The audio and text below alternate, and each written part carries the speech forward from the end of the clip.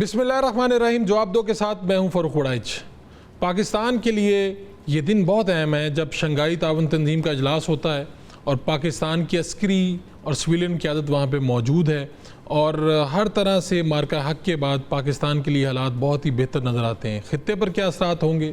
کیا کوئی نیا اتحاد اور بھارت جو ہے وہ کس طرح سے پھر ایک مرتبہ کارنر ہونے جا رہا ہے؟ یہ کیا حالات ہوں گے؟ آج شو میں اس پہ بات کریں گے.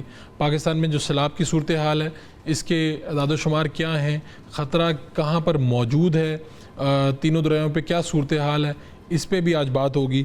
اور غزہ کے حوالے سے بات بہت ہی اہم ہے کہ دنیا بھر سے 44 ممالک سے زائد جہاں سے لوگ اکٹھے ہوتے ہیں، اور قافلہ استقامت آپ اسے کہیں، پاکستان سے نہیں، پاکستان سے صرف 4 لوگ ہیں، پوری دنیا سے، بارسلونا کے میئر ہوں، نیلسن منڈیلا کے پوتے ہوں، یا استنبول سے پارلیمنٹیرین آئے ہوں، پوری دنیا سے قابل ذکر شخصیات اس قافلے میں ہیں. اس قافلے میں امدادی سامان ہے جو غزہ تک پہنچنا ہے. اس پہ بھی ہم بات کریں گے. تیونس میں مشتاق احمد خان صاحب موجود ہیں جو جماعت اسلامی کے رہنما ہیں. آج کے شو میں اس پہ بات ہوگی. آغاز کرتے ہیں شنگھائی تعاون تنظیم اور پاکستان کے چین کے ساتھ جو مثالی تعلقات ہیں، یہ کہاں پر کس سمت میں آگے بڑھے ہیں. ہمارے ساتھ major general retired Tariq Rashid صاحب ہیں، آپ دفاعی تجزیہ کار ہیں. ہمارے ساتھ علی صور نقوی صاحب ہیں، آپ سابق سفیر ہیں. اور پروگرام کے اگلے حصے میں عرفان کاٹھیا ڈی جی پیڈیا میں ہمیں جوائن کریں گے، اور آگے چل کے غزہ کے اوپر جب ہم بات کریں گے تو مشتاق احمد خان صاحب ہمیں جوائن کریں گے. میں طارق صاحب آپ سے بات کا آغاز کرتا ہوں. اسے کس طرح سے آپ دیکھتے ہیں، خاص طور پہ وزیر اعظم صاحب کا وہاں پر جانا اور پاکستان اور چین کے درمیان جو 21 مفاہمت کی یادداشتیں ان پہ دستخط ہوئے، خاص طور پہ جو دفاعی حوالے سے بھی بڑی قابل ذکر معاملات ہوئے ہیں طے، تو اسے کیسے دیکھتے ہیں آپ؟ دیکھیں، یہ پاکستان کی ایک بہت بڑی سفارتی اور پولیٹیکل اور ملٹری، اس کو میں کامیابی کے طور پہ دیکھتا ہوں. دیکھیں، یہ گلوبل پلیٹ فارم تھا جس میں تقریباً 26 ہیڈ آف اسٹیٹس یا ہیڈ آف گورنمنٹس وہاں آئے ہوئے تھے، اور پاکستان واحد ملک تھا اور پوری دنیا پاکستان کی طرف دیکھ رہی تھی کہ ایس سی او میں ان کی پولیٹیکل قیادت بھی موجود ہے اور ملٹری قیادت بھی موجود ہے. تو دنیا کو چین نے پاکستان کے ساتھ مل کے ایک بہت اسٹرانگ میسیج دیا ہے کہ پاکستان اور چین جو ہے کسی بھی فیوچر کانفلکٹ میں، اور ان کی جو ترقی ہے، جو گروتھ ہے اور جو سالیڈیرٹی ہے، وہ ایک دوسرے سے جڑی ہوئی ہے. چین کی ترقی پاکستان کی ترقی ہے، اور پاکستان کی طاقت چین کی طاقت ہے. مارکہ حق میں پاکستان نے چین کو کریڈیبلٹی دلائی. لوگ چین کے اکوپمنٹ کو انڈرمائن کرتے تھے، بٹ جب ہم نے چین کے اکوپمنٹ کو اپنے ساتھ انٹیگریٹ کیا اور اس کی ایک جھلک دنیا کو دکھائی اور انڈیا کو ایک عبرتناک اور تاریخ شخص دی، تو دنیا پاکستان کی طرف ایک ڈفرنٹ اینگل سے دیکھ رہی ہے، اور پاکستان کی ملٹری کو وہ ریجن میں ایک اسٹیبلٹی کے طور پہ دیکھتی ہے. جیسے آپ کو پتہ ہے کہ ایس یو کا ایک بڑا جو فیکٹر ہے، جو مینڈیٹ ہے، وہ ریجنل اسٹیبلٹی اور سیکیورٹی ہے اور کاؤنٹر ٹیررزم ہے. تو پاکستان کی ملٹری قیادت کا وہاں موجود ہونا، نہ صرف موجود ہونا بلکہ ان کے تمام، ان سے پریزیڈنٹ سے، پرائم منسٹر سے، اور بعد میں بائی لیٹرل طور پہ میٹنگز کرنا، اور باقی وہاں جو سربراہ مملکت آئے ہوئے تھے ان کے ساتھ بائی لیٹرل بات چیت کرنا، تو پاکستان کی ایک بہت بڑی کامیابی ہے. اور اس کے دور اثرات آپ دیکھیں گے انشاءاللہ نیئر فیوچر میں آئیں گے. جیسے آپ نے کہا کہ 21 ایم او یو سائن ہوئے ہیں. دیکھیں 8.5 بلین ڈالرز کے ہم نے ایم او یوز اور جے بی سائن کی ہیں. تو پاکستان کی بہت بڑی ایک گلوبل سٹیج پہ یہ کامیابی ہے. جی، میں نقوی صاحب آپ سے پوچھنا چاہوں گا کہ یہ وزیر اعظم صاحب کا دورہ چین، سی او اجلاس، بیجنگ پریڈ میں شرکت اور چینی صدر سے ملاقات، تو اس دورے کے آنے والے دنوں میں کیا آپ دیکھتے ہیں، خطے میں کیا اثرات ہوں گے؟ اور پھر بہت سی چہم گوئیاں تھیں لیکن یہ بہت ہی اہم دن تھے. دیکھیے، اس دورے کے 2 پہلو ہیں. ایک باہمی تعلقات کا پہلو، جو کہ چین اور پاکستان کے درمیان ایک بہت ہی گہرا رشتہ قائم ہو رہا ہے، اور دوسرے بین الاقوامی اور علاقائی سطح کی تعاون کی گفتگو اور اس میں نئے سوچ کا انعقاد. میں سمجھتا ہوں کہ باہمی تعلقات کے نقطۂ نظر سے تو بہت ہی کامیاب دورہ رہا ہے، جیسا کہ ابھی میرے جنرل صاحب نے بتایا ہے اور اخباروں میں آیا کہ وہ 8 سے زیادہ 8 ارب ڈالر سے زیادہ کا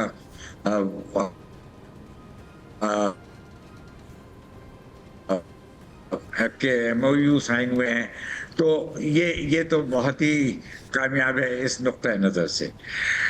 دوسرے ایس سی او جو اس کی جو سربراہوں کا اجلاس سمٹ میٹنگ جو ہوئی ہے، اور یہ بہت بڑی بات ہے، اور اس میں ظاہر ہے کہ سویلین اور ملٹری لیڈرشپ دونوں موجود تھے.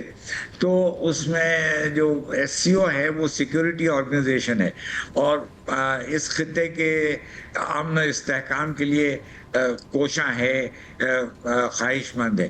تو ایس سی او میں بھی ہم نے جو مختلف قسم کے مسائل ہیں اس کے بارے میں گفتگو کی ہے، اور پاکستان، چین اور افغانستان کا بھی اس سے پہلے ایک سمٹ لیول کی میٹنگ ہوئی تھی، یعنی وزرائے خارجہ کے سطح کی. تو وہ بھی بہت اہم بات ہے. اس میں ایک نقطہ بہت میں سمجھتا ہوں کہ بتانا چاہیے کہ چین ایک عالمی طاقت ہے اول تو. دوسرے، چین کا اب رویہ کچھ فرق آ گیا ہے، اس کے پالیسی میں ایک چینج آ رہا ہے. وہ یہ ہے کہ پہلے چین کسی بھی علاقے میں، کسی بھی فورم میں کسی بین الاقوامی معاملے میں کوئی سٹینڈ نہیں لیتا تھا، اور نان انوالومنٹ کا ان کا ایک انداز تھا. اب چین اس خطے میں بہت اہم رول ادا کرنا چاہ رہا ہے، اور یہ واضح ہوا ہے ایس سی او سمٹ میں. اور پھر اب جو پریزیڈنٹ شی نے جو تقریر کی ہے کہ دنیا کو جنگ یا امن کے درمیان کوئی فیصلہ لینا ہے کہ کس راستے پہ دنیا چلے گی. تو چین اس وقت ایک لیڈنگ رول ادا کر رہا ہے، اس میں پاکستان چین کے ساتھ ہے. تو میں سمجھتا ہوں اس کے بیک گراؤنڈ میں اس خطے میں بھی چین بہت اہم رول ادا کر سکتا ہے. افغانستان کے معاملے میں تو پہلے ہی اس نے انیشیٹو لیا ہے، اور باقی بھی مسائل جو ہیں ان کو بھی وہ اس میں اپنا ایک رول ادا کرے گا. ٹھیک ہے، میں میجر صاحب آپ سے یہ پوچھنا چاہ رہا ہوں کہ یہ جو چین کا ٹیکنالوجی ڈسپلے اگر ہم اسے دیکھیں، بغور جائزہ لیں، اور کس طرح سے، اگر آپ نے جس طرح سے کہا نا مارکہ حق کی بات کی، کس طرح سے پاکستان آگے بڑھا، کس طرح سے پاکستان نے چینی ٹیکنالوجی کی مدد لی اور کس طرح سے مات دی، تو آپ اس کو کس طرح سے دیکھ رہے ہیں خاص طور پہ یہ ان حالات میں، اور یہ ٹیکنالوجی ڈسپلے پہ بھی میں آپ سے چاہوں گا آپ کا ٹیک. دیکھیے، چین نے جو اس میں ویپنری دکھائی ہے اس پہ پوری دنیا بھی حیران ہوئی ہے، کیونکہ پہلی دفعہ دنیا کو بتایا گیا کہ ایک مملکت جیسے چین ہے، اس نے بتایا کہ ہم جو ہے انڈر واٹر ڈرونز بنا چکے اور لارج سائز کے بنائے ہیں. پہلے تو ہم آبدوزوں کی بات سنتے تھے، اب چین نے بات دکھائی ہے انڈر واٹر ڈرونز ہیں جو کہ ایک لمبے جو ہے رینج تک وہ آپریٹ کر سکتے ہیں، سرویلنس کر سکتے ہیں، اور آبدوزوں اور جہازوں کو انگیج کر سکتے ہیں. پھر انہوں نے ایک ہائپر سونک ساؤنڈ سے 5 گنا زیادہ سپیڈ والا میزائل دکھایا اور بتایا کہ یہ کسی بھی ایئر کرافٹ کیریئر کو نشانہ بنا سکتے.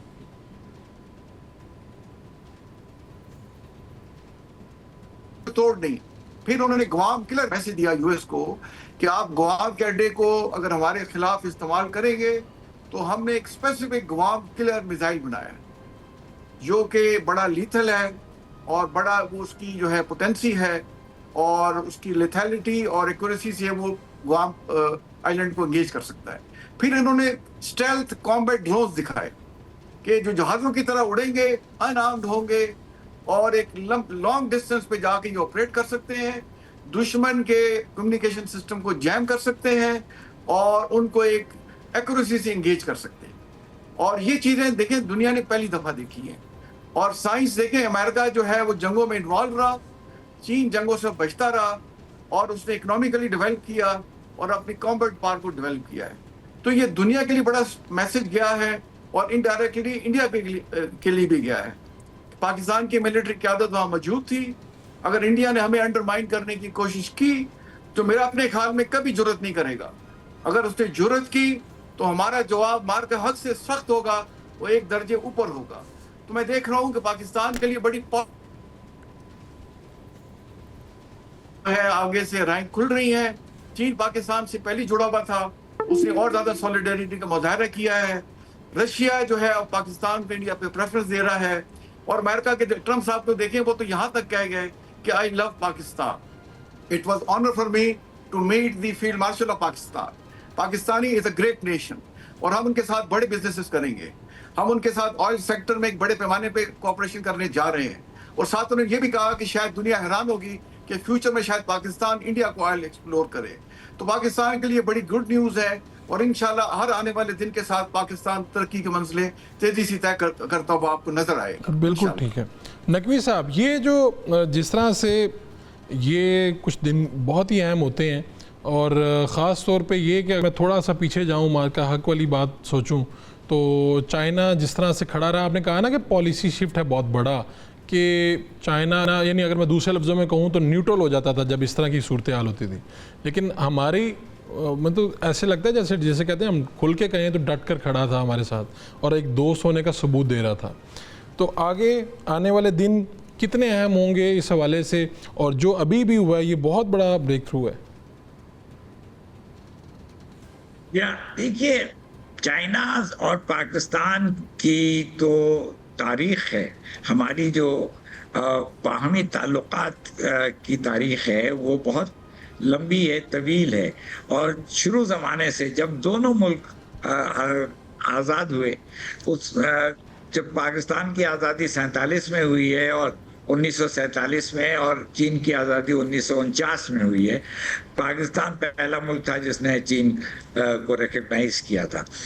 تو اس وقت سے لے کر اب تک پاکستان اور چین کے جو تعلقات ہیں وہ بہتر سے بہتر ہوتے گئے ہیں.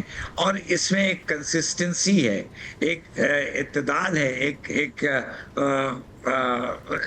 پرماننسی ہے.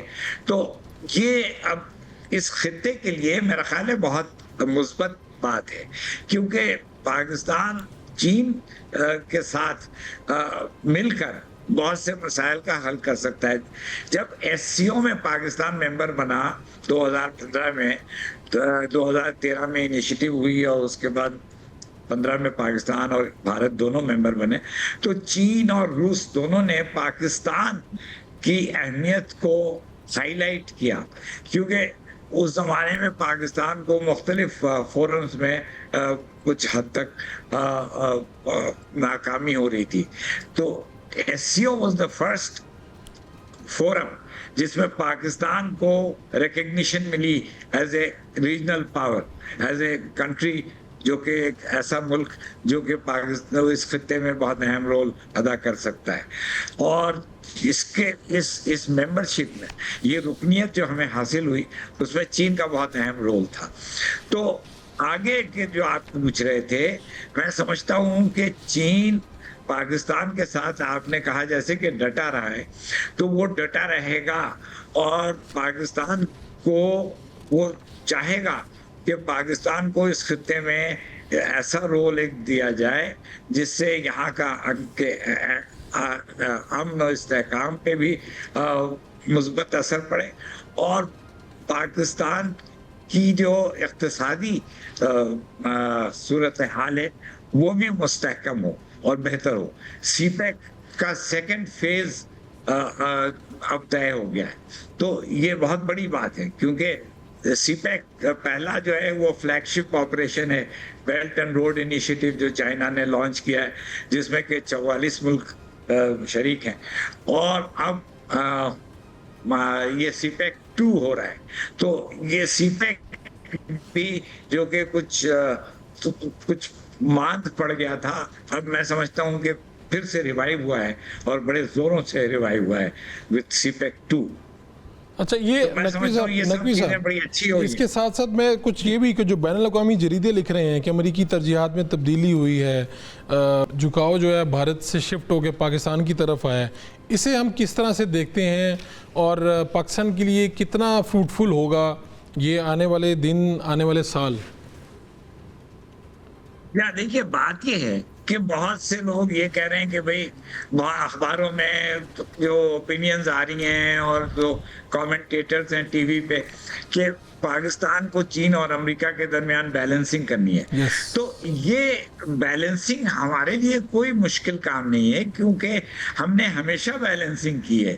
1971 میں جب ہم نے امریکہ اور چین کے درمیان تعلقات قائم کرائے، جب امریکہ ہمارے پاس آیا کہ ہنری کسنجر پاکستان آیا کہ چین سے تعلقات قائم کیے جائیں، کرایا جائے، پاکستان نے اس میں بہت اہم رول ادا کیا. تو پاکستان تو شروع زمانے سے بیلنسنگ کر رہا ہے اور وہ پھر بھی کرے گا، ابھی بھی کرے گا. تو میں سمجھتا ہوں کہ ہم ایک ایجنٹ آف کمیونیکیشن بن سکتے ہیں امریکہ اور چین کے درمیان. ہم ابھی بھی ایک درمیانہ رول ادا کر سکتے ہیں اور یہ آگے کے لیے میں سمجھتا ہوں کہ پاکستان کے لیے بھی بہت اچھا ہے اور اس خطے کے امن و استحکام کے لیے بھی بہت اچھا ہے. ٹھیک ہے میجر صاحب، میں آپ سے یہ جاننا چاہ رہا ہوں کہ یہ عسکری قیادت اور سویلین قیادت وہاں پہ جاتی ہے، ایک شاندار آپ کو ریسیپشن ملتا ہے، اور پھر جس طرح سے آپ یہ سائن کرتے ہیں بڑے بڑے معاہدے، تجارت ہو، توانائی ہو، دفاع ہو، تو کیا آپ کا نقطہ کیا ہے اس پہ؟ اور پاکستانی پر امید ہیں، یعنی خاص طور پہ مار کا حق کے بعد صورتحال بہت ہی مختلف ہے، پاکستان کے لیے سازگار اگر کہوں تو یہ غلط نہیں ہوگا. بالکل آپ صحیح کہہ رہے ہیں. جیسے امبیسڈر نقوی صاحب آپ کو بتا رہے تھے کہ 1949 سے ہم نے چین ہمارے تعلقات کا ایک شاندار آغاز ہو گیا تھا، اور ہم نے ہماری جو فرینڈشپ ہے یہ ٹائم ٹیسٹڈ ہے. اور جیسے کہ بات ہو رہی ہے سی پیک فیز 2 کی، دیکھیں اس میں انہوں نے 5 نئے کوریڈور آئیڈینٹیفائی کیے، اور ساتھ اس میں ہمارا ML1 کا انہوں نے ایگریمنٹ سائن کیا ہے، کراکورم ہائی وے کو ری الائنمنٹ کرنے کا ایگریمنٹ سائن کیا ہے، اور گوادر پورٹ کو فلی فنکشنل اور اپ گریڈ کرنے کا اس کو پورا انہوں نے کیا ہے. تو آپ دیکھیں فیز 2 جو ہے 5 سالہ 2024 سے لے کے 2029 تک یہ ہم نے ایگریمنٹ ان سے سائن کیے، اور ہمارے 300 بزنس کمپنیاں وہاں پہ تھیں اور 500 چائنیز تھی. تو یہ صرف پولیٹیکل لیول یا ملٹری لیول کا وہاں ہماری ریپرزنٹیشن نہیں تھی، ہمارے بزنس مین وہاں پہنچے ہوئے تھے. تو پاکستان جو ہے جس کو پہلے لوگ پیوٹ آف ایشیا کہتے تھے، اب یہ پیوٹ آف ورلڈ بننے جا رہا ہے. اور دیکھیں ایک طرف انڈیا ہمارے ساؤتھ میں ہے، وہاں 1.4 بلین کی آبادی ہے، چائنا کی 1.5 بلین کی آبادی ہے. ان دونوں کو ملا لیں تو 3 ارب لوگ یہاں بستے ہیں. پاکستان اور سینٹرل ایشین اسٹیٹ اور ان کو آپ رشیا کو ملا لیں اور مڈل ایسٹ کو، تو ہم 3/4 آف ورلڈ پاپولیشن یہاں ایگزسٹ کرتی ہے. اور ایس سی او کو بھی لیں تو دیکھیں دنیا کی تقریباً 45 سے 50% آبادی کو ریپرزینٹ کرتی ہے، اور 1/3 آف ورلڈ GDP کو ریپرزینٹ کرتی ہے. تو یہ دنیا کا سب سے بڑا یہ فورم بن گیا ہے.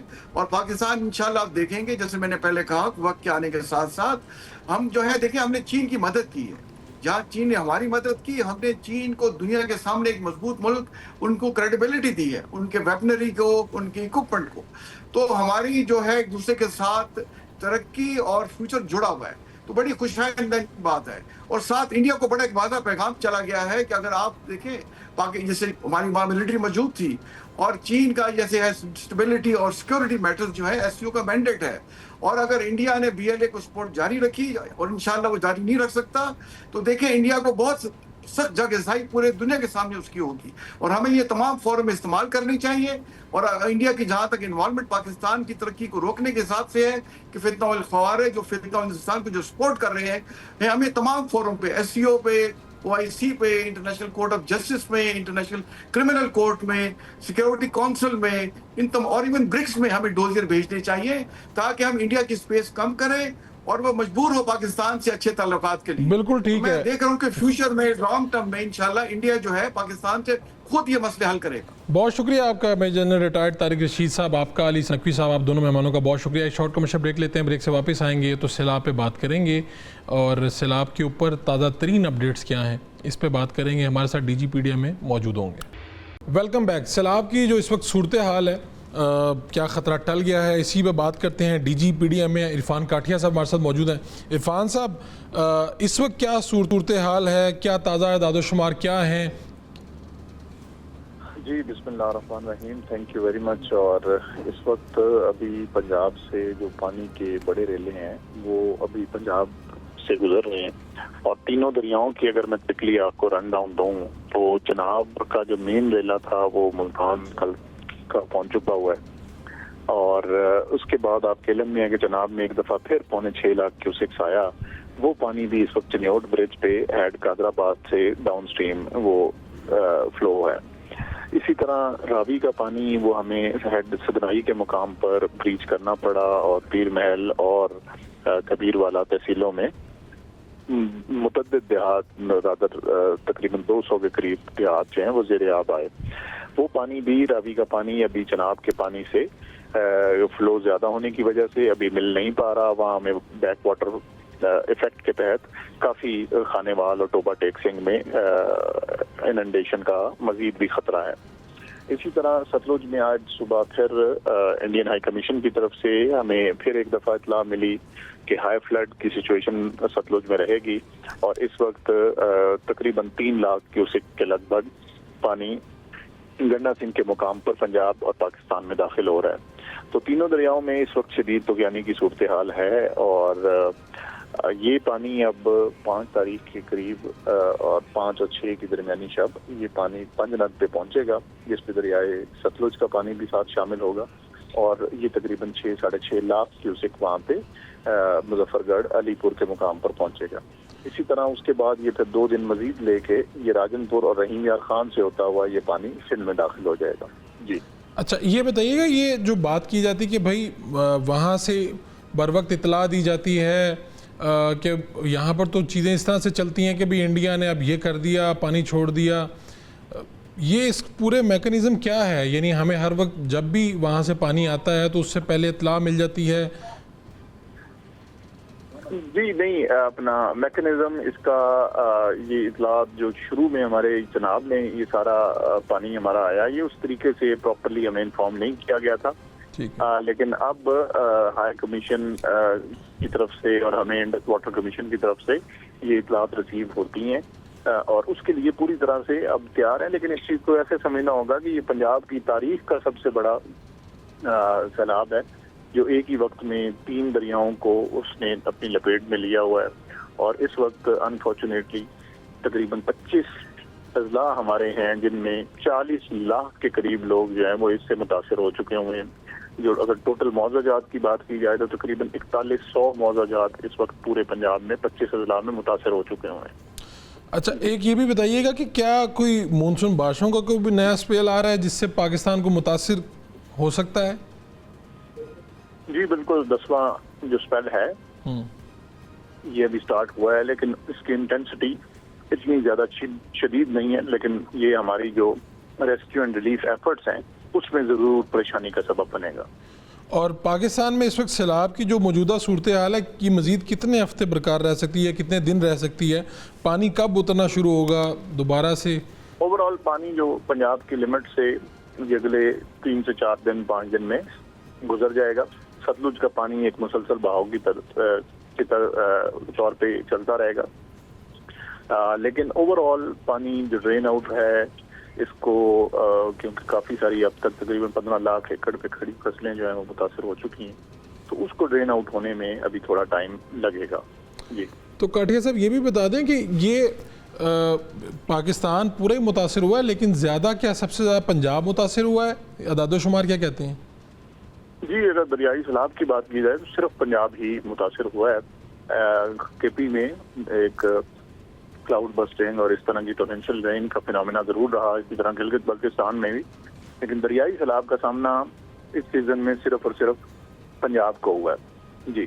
اور ابھی جب آپ یہ ساری مجھے صورتحال بتا رہے ہیں، میں لوگوں کے لیے پوچھ رہا ہوں کہ احتیاط تو ہمیں برتنی چاہیے، لیکن اس وقت کون سے علاقے ہیں، کون سی جگہیں ہیں جہاں پر لوگوں کو الرٹ رہنا چاہیے؟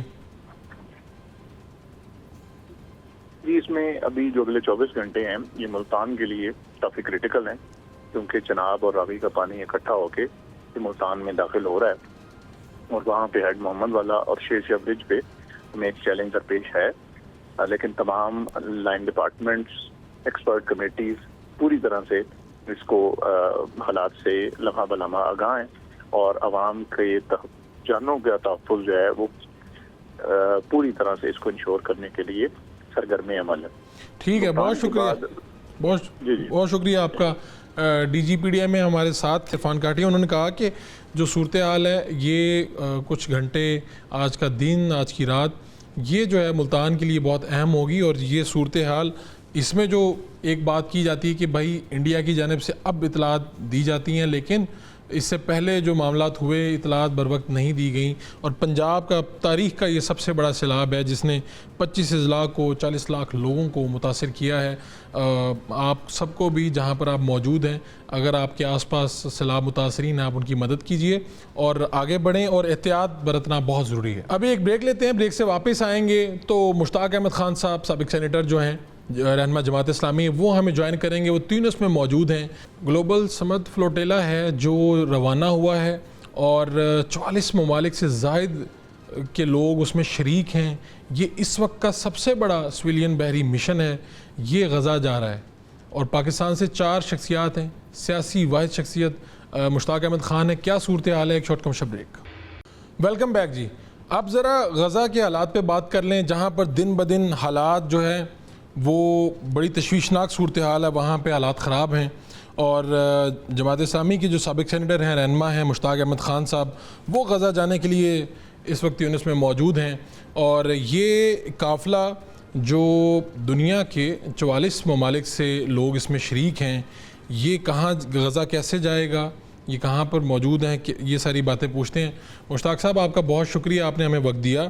ذرا بتائیے گا کہ آپ اس وقت موجود کہاں ہیں، کیا صورتحال ہے، کیا تیاریاں ہیں، اور کیا آپ کے عزائم ہیں؟ بسم اللہ الرحمن الرحیم. بہت شکریہ فرح بھائی. یہ عالمی قافلہ استقامت یا گلوبل سمود فلوٹیلا ہے، اور جیسے کہ آپ نے کہا کہ یہ 44 ممالک سے زیادہ کے شہریوں کی نمائندگی ہے اس میں، اور مور دین 70 شپس ہیں. اور یہ ایک نان وائلنٹ پیسفل سالیڈیریٹی موو ہے. اینٹی کولونیل ہے، اینٹی سیٹلر ہے، اینٹی زوئنزم ہے، اینٹی جینوسائیڈ ہے، اور جن کے بنیادی 3 مقاصد ہیں: غزہ کی بلاکیڈ، ناکیڈ، ناکہ بندی، محاصرہ جو ان ہیومن ہے اس کو توڑنا، غزہ میں ہیومینیٹیرین اسسٹنس، انسانی امداد کی راہداری کھولنا، اور غزہ کی جو جینوسائیڈ جس کے اوپر اب گلوبل کنسنسس ہے کہ ایک فل سکیل جینوسائیڈ ہے، ایک ایسی جینوسائیڈ جو جینوسائیڈ کے ہر ڈیفینیشن پہ پورے اترتی ہے، اس جینوسائیڈ کو روکا جائے. تو ان 3 مقاصد کے لیے بالکل ایک قانونی موو ہے جو انٹرنیشنل واٹر میں جائے گا، کسی ملک کی سرحدوں کی خلاف ورزی نہیں کرے گا، اور انٹرنیشنل واٹر سے پیلیسٹینین واٹرز میں داخل ہوگا. تو یہ گلوبل سمود فلوٹیلا ہے، اور یہ روانہ ہو چکا ہے اسپین کے بندرگاہ بارسلونا سے. اور سی سٹارم تھا، چونکہ سمندری طوفان تھا، اس کی وجہ سے یہ 2 دن سمندر میں رکا رہا، اور اب یہ آج رات تک تیونس پہنچ جائے گا. تو کتنے دن لگیں گے اسے اپنی منزل تک پہنچنے میں؟ اور دوسری بات یہ، جیسا آپ نے بھی بتا دیا 44 ممالک سے زائد وہاں سے لوگ ہیں، کتنے اس میں یہ قافلہ ہے پورا، کتنے جہاز ہیں، اس سب میں امدادی سامان ہے کیا؟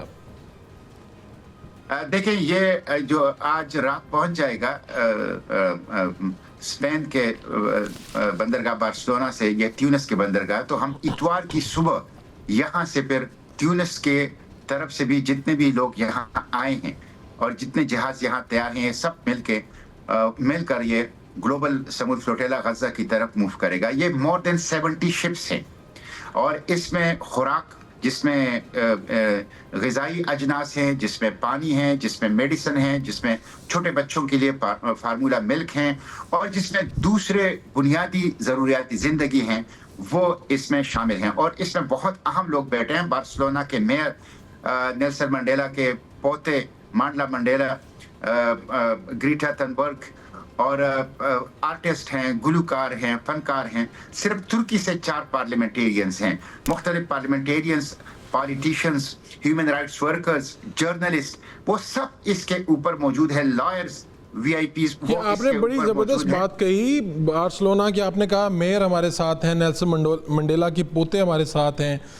آپ خود پارلیمان کا حصہ رہے ہیں. آپ کے ساتھ پاکستان سے بھی کوئی قابل ذکر کوئی سیاسی شخصیت، یا جب آپ نے اعلان کیا ہو اس کے بعد کسی نے کہا ہو کہ میں بھی اس عالمی بیڑے کا، جسے اس وقت کا سب سے بڑا سویلین بحری مشن کہا جا رہا ہے، اس کے حصہ بننے کی کسی نے آپ کو کہا کہ میں بننا چاہتا ہوں، پاکستان کی کوئی سیاسی شخصیت؟ دیکھیں، یہ بالکل آپ نے بات ٹھیک کی ہے کہ یہ انسانی تاریخ کا سب سے بڑا محاصرہ شکن امدادی کاروان اور قافلہ ہے سمندری. اور اب تک جتنے فلوٹیلا گئے ہیں ان سب فلوٹیلا کو ملا کر ان کی مجموعی تعداد سے اس کی تعداد جو ہیں وہ زیادہ ہیں. یہ جو آپ نے بات کی، کسی نے آفر کی ہے یا کسی نے کوشش کی ہے، بدقسمتی سے پولیٹیشنز کے اندر یا وی آئی پیز کے اندر ایسی کوئی بات جو ہیں وہ ہمارے سامنے نہیں آئی. البتہ عوام، نوجوان، طلبہ اور طالبات، بچے اور بچیاں بڑی تعداد میں وہ اپروچ بھی کر رہے ہیں. ان کی تڑپ بھی ہے، ان کا جذبہ بھی ہے، ان کی خواہش بھی ہے کہ وہ اس فلوٹیلا میں شامل ہو جائیں. آپ دیکھیں، تیونس ہمیں اب یہ فیسلٹی دے رہا ہے کہ ہم ان کی بندرگاہ پر لنگر انداز ہو سکتے ہیں، اور ان کی بندرگاہ سے لنگر اٹھا کے غزہ کی طرف جو ہے وہ روانہ ہو سکتے ہیں. اسی طرح انور ابراہیم نے، جو ہماری فلوٹیلا ہے یعنی ایشیا کی، ایسٹ ایشیا کی، سمود نسنتارا، جو کہ اس فلوٹیلا کا حصہ ہے، اس کو پیٹرن کر رہا ہے، اس کی پیٹرنائزیشن کر رہا ہے انور ابراہیم، جو ملیشیا کے وزیر اعظم ہے. تو ہم یہ کہتے ہیں کہ پاکستان کے حکمران کیوں نہیں کرتے؟ ہم نے بیانات تو جاری کیے مشتاق صاحب، ہم نے بیانات تو جاری کرتے رہے، ہم غزہ پہ باتیں بھی کرتے رہے، لیکن یہ آپ نے جیسا کہا نا، انور ابراہیم صاحب کا نام لیا، بارسلونا والا، نیلسن منڈیلا کے پوتے، یہ تو اگر حکومتی لیول پہ، کیا حکومت اس سے بے خبر تھی کہ ایسے اتنا بڑا مشن جا رہا ہے، پاکستان کو کیا کنٹریبیوٹ کرنا چاہیے، یا پاکستان کی وزارت خارجہ نے اس کے حوالے سے کوئی نہ کوئی تو اسٹیٹمنٹ جاری کی ہوگی؟ میرے علم میں نہیں ہے، میں آپ سے اس لیے جاننا چاہ رہا ہوں. دیکھیں، بالکل آپ کی بات بالکل ٹھیک ہے. اگر آپ پارلیمنٹ کی قراردادوں کو دیکھ لیں، اگر آپ وزارت خارجہ کا بیاناتوں کو دیکھ لیں، اگر آپ وفاقی حکومت کے جو ذمہ داران ہیں ان کے سٹیٹمنٹس کو دیکھ لیں، اگر آپ یونائٹڈ نیشن میں پاکستان کے مندوب کے تقریروں کو دیکھ لیں، تو ایک پریکٹیکل، ایک پرنسپل سٹانس وہاں ہے. لیکن پریکٹیکل سٹیپس جیسے کہ آئی سی جے میں پارٹی بننا، جیسے کہ فلوٹیلا خود بنانا، آپ دیکھیں، ہم میرے ساتھ انہوں نے ایگریمنٹ کی. جب میں اپنا دھرنا اٹھا رہا تھا تو ایک معاہدے کے تحت میں نے وہ دھرنا اٹھایا تھا، جو کہ غزہ چوک سابقہ ڈی چوک میں تھا. اور اس میں ایک نقطہ یہ تھا کہ حکومت ایک فلوٹیلا ترتیب دے گی، حکومت پاکستان. اور میں نے ان کو آفر کی کہ اگر آپ کے پاس وسائل کی کمی ہے تو بحری جہاز کا، اس کے اوپر خوراک کا، اس کے اوپر لوگوں کو بٹھانے کا میں خود سارا انتظام کر لیتا ہوں. آپ مجھے نیشنل فلیگ دے، آپ لوگ مجھے اونرشپ دے، جیسے تیونس کی حکومت دے رہی ہے، جیسے انور ابراہیم دے رہا ہے. تو یہ پریکٹیکل سٹیپ پہ جب آپ آ جائیں، خواہ وہ سینائی ڈیزرٹ میں فیلڈ ہسپتال قائم کرنا ہو، یا غزہ کے زخمیوں کو ایئر لفٹ کرنا ہو، پریکٹیکل سٹیپس کے حوالے سے پاکستان کی حکومت کا کوئی کردار پھر ہمیں نظر نہیں آتا. آپ کتنے دن سے اس کا حصہ بن چکے ہیں؟ کتنے دن ہو گئے ہیں آپ کو؟ دیکھیں، ہم گزشتہ 1 ماہ سے ان ایکٹیویٹیز کے اندر لگے ہیں. پہلے ہم گئے ملیشیا میں، اور وہاں جو سمود نسنتارا جس کا ہم حصہ ہیں اور جو پھر اس گلوبل فلوٹیلا کا حصہ ہے، ان کی تقریبات اور فلیگ آف سیریمنی میں شرکت کی. اور اس کے بعد پھر میں یہاں پہ تیونس آیا ہوں، اور میرے ساتھ 4 والنٹیئرز ہیں یہاں پہ، مزید جو مختلف این جی اوز فلسطین کے حوالے سے. مشتاق صاحب، یہ بڑی مشکل صورتحال ہوگی. جو میں دیکھ رہا تھا کہ اس سے پہلے بھی جو فلوٹیلا وہاں پر جانے کی کوشش کرتے ہیں تو اسرائیل تو باز نہیں آتا، اور غالباً جو وہاں سے سٹیٹمنٹ چل رہی ہیں وہ بھی خطرناک ہیں. یعنی اس قافلے کو، جسے آپ کہہ رہے ہیں عالمی قافلہ استقامت، یہ پوری دنیا سے امن پسندوں کا قافلہ ہے جو چاہتا ہے کہ غزہ میں جب حکومتیں ناکام ہو چکی ہے، دنیا ناکام ہو چکی ہے، تو یہ لوگ آگے بڑھے ہیں، سویلین ہیں یہ. لیکن آپ لوگوں کو مشکلات جو ہیں، لوگوں کے جذبات کیسے ہیں؟ اسرائیل جو ہے ان کی جو بیانات ہیں وہ خطرناک ہیں. کیا جذبات وہاں پہ دیکھ رہے ہیں آپ لوگوں کے؟ دیکھیں، اسرائیل کے بیانات تو بالکل خطرناک ہیں. جو ان کے قومی سلامتی کے وزیر ہیں بن گویر، اس نے نیتن یاہو کو منصوبہ پیش کیا ہے اور اسرائیلی حکومت کی یہ اسٹیٹمنٹ ہے کہ جو فلوٹیلا میں آئے گا وہ ٹیررسٹ ہوں گے اور ان کو ٹیررسٹ ڈکلیئر کیا جائے گا اور ان کے ساتھ ٹیررسٹ جیسا ڈیل کیا جائے گا، اور ان کے جہازوں کو بھی، جو جہاز یہ لا رہے ہیں جن کے ہیں وہ جہاز بھی ہیں، وہ ضبط کیے جائیں گے. اور بھی دھمکیاں دے رہا ہے. اور اسی طرح ایک زوئنزم کا ایک پروپیگنڈا ہمارے خلاف بھی جاری ہے. جینوسائیڈل فورسز جو ہیں وہ ایک پروپیگنڈا بھی کر رہے ہیں. جو فلوٹیلا ماضی میں گئے ہیں ان کو 3 میں سے کوئی ایک صورتحال درپیش ہوئی ہے. نمبر 1، یا تو وہ پہنچ گئے ہیں، جیسے 3-4 فلوٹیلا جو ہیں وہ غزہ پہنچ گئے ہیں اپنی ڈیسٹینیشن پر اور انہیں ایڈ ڈیلیور کر دیا ہے، یا پھر وہ انٹرسیپٹ ہوئے ہیں. انٹرسیپٹ ہونے کے بعد ان کو گرفتار کیا گیا ہے یا ڈیپورٹ کیا گیا ہے، یا پھر ان کو دشمن ڈکلیئر کر کے ان کے اوپر حملہ ہوا ہے، جیسے کانشس فلوٹیلا کے اوپر ہوا، جیسے ماوی مرمرا کے اوپر ہوا اور اس میں بہت سے لوگوں کو قتل کر دیا گیا ہے. تو یہ تینوں صورتحال میں سے کوئی ایک صورت ہمیں پیش آ سکتی ہے، لیکن لوگوں کے جذبے بہت بلند ہیں، مورال بہت ہائی ہیں. یہاں آپ دیکھیں، رنگوں سے، زبان سے، نسلوں سے، مذاہب سے، کلچر سے، جغرافیے سے، بارڈر سے، ماورا ایک انسانیت کا اتحاد ہے، بشریت کی بقا کے لیے، انسانیت کی بقا کے لیے، فلسطین کے لیے، اور وہ مل کر ہر قسم کے خطرات کو انگیخ کرنے کے لیے تیار ہیں. یہ اس لیے کہ ورلڈ آرڈر، سٹیٹس، گورنمنٹس اور انٹرنیشنل باڈی ناکام ہو گئے، تو یہ لوگ اپنی زندگیوں کو خطرے میں ڈال کر یہ کام کرنا چاہتے ہیں جو کہ دراصل ریاستوں کو کرنا چاہیے. اس لیے میں حکومت اور ریاستوں سے اپیل کرتا ہوں اور حکومت پاکستان سے بھی اپیل کرتا ہوں کہ وہ اس گلوبل فلوٹیلا کی حفاظت کی گارنٹی دے. انٹرنیشنل فورا کے اوپر یہ بات اتنی شدت سے اٹھائیں کہ اسرائیل اس کے اوپر حملہ نہ کر سکے اور یہ فلوٹیلا غزہ پہنچ سکیں. تو پاکستان OIC، عرب لیگ اور انٹرنیشنل کمیونٹی کے ساتھ مل کر اس گلوبل سمود فلوٹیلا کی سیکیورٹی کی گارنٹی دے. یہ ریاستوں کا فرض ہے، حکومتوں کا فرض ہے، اس لیے یہ فرض ریاستوں اور حکومتوں کو ادا کرنا چاہیے. ٹھیک ہے. اور آپ، اللہ، ہماری دعائیں آپ کے ساتھ ہیں، پوری دنیا کے لوگ آپ کے ساتھ جڑے ہوئے ہیں. آپ یہ قافلہ پہنچے اپنی منزل پہ اور وہاں پر جو حالات ہیں ان کو بہتر کرنے کے لیے اپنی کاوش. میں چاہوں گا کہ پاکستان سے کتنے لوگ آپ کے ساتھ ہیں، اور پھر دوبارہ اگین ریپیٹ کر رہا ہوں کہ میرے خیال میں سیاسی شخصیت تو آپ واحد ہیں پاکستان سے جو اس قافلے کا حصہ بنے. جی بالکل، حکومت پاکستان کو پارلیمنٹ کی طرف سے ایک وفد بھیجنا چاہیے تھا، حکومتی وزراء کی طرف سے ایک وفد بھیجنا چاہیے تھا، اور اعلیٰ شخصیات کو اس میں شریک ہونا چاہیے تھا. لیکن یہ بدقسمتی ہے کہ پریکٹیکل سٹیپس کی بات جب آتی ہے تو کچھ نہیں ہوتا. صرف لپ سروسز ہے حکومت پاکستان کی، ریٹارک ہے حکومت پاکستان کی. عملی اقدام آپ دیکھیں، ساؤتھ افریقہ جس طرح عملی اقدام کر رہا ہے، تیونس کر رہا ہے، ملیشیا کر رہا ہے، اسپین، ہزاروں لاکھوں لوگوں نے ان کو جس طرح استقبال کر کے اور پھر جس طرح ان کو الوداع کر کے بارسلونا کے ساحلوں سے ان کو رخصت کر دیا. کیوں پاکستان کی حکومت یہ نہیں کر سکتی؟ میرے ساتھ اس وقت جو 4 لوگ ہیں وہ نان پولیٹیکل لوگ ہیں. اس میں ایک ڈاکٹر اسامہ ہے جو MBBS ڈاکٹر ہیں اور خود ایک NGO چلا رہے ہیں فلسطین کے حوالے سے. دوسرا سید عزیر نظامی ہیں جو ایک اسکالر ہیں، وہ بھی NGO چلا رہے ہیں. تیسرا راولپنڈی کے ایک خطیب ہے، مفتی مولانا خطیب الرحمان صاحب. اور چوتھا ہماری ینگ سوشل میڈیا ایکٹیوسٹ اسماعیل شاہ صاحب ہیں. تو یہ ہمارے جو 4 لوگ ہیں، اور میں 5 افراد، یہ 4 افراد کی جو ہمارے ساتھ سیویلینز ہیں، اور ہم 5 افراد پاکستان کی سبز ہلالی پرچم کی نمائندگی کر رہے ہیں، لیکن ہم اپنی حیثیتوں سے یہاں آئے ہیں، اپنی کوششوں سے یہاں آئے ہیں. بڑی افسوسناک صورتحال بھی ہے، اور خوشی اس بات کی ہے کہ پاکستان کے آپ 4 پاکستانی جو ہیں، آپ ہمارے معاشرے کے بھی ہیرو ہیں، بلکہ انسانیت کے لیے آپ نکلے ہیں. میں آپ کا شکریہ بھی اس بات پہ ادا کرتا ہوں. اور تھوڑا سا مسئلہ اس بات پہ کہ پاکستانی حکومت نے اس میں 4 پاکستانی گئے، جس میں ایک سیاسی شخصیت ہے جن سے ہم بات کر رہے تھے، مشتاق احمد خان صاحب سینٹ کا حصہ رہے. ان سے ابھی تک کسی نے رابطہ نہیں کیا گیا. پریکٹیکل سٹیپ پاکستان کی جانب سے کچھ نہیں ہے. ان لوگوں کی حوصلہ افزائی ہو جاتی تو یہی ایک عملی قدم تھا جو کہ لینا بہت ضروری ہے. وہاں پر حالات بہت خراب ہیں. اور دن بدن صورتحال بدل رہی ہے. صورتحال بدلنے کے لیے یہ لوگ نکلے ہیں. ان لوگوں کو خطرات ہیں لیکن یہ اپنے منزل پر پہنچے. پروگرام کا وقت ختم ہو جاتا ہے. انشاءاللہ پھر ملاقات ہوگی.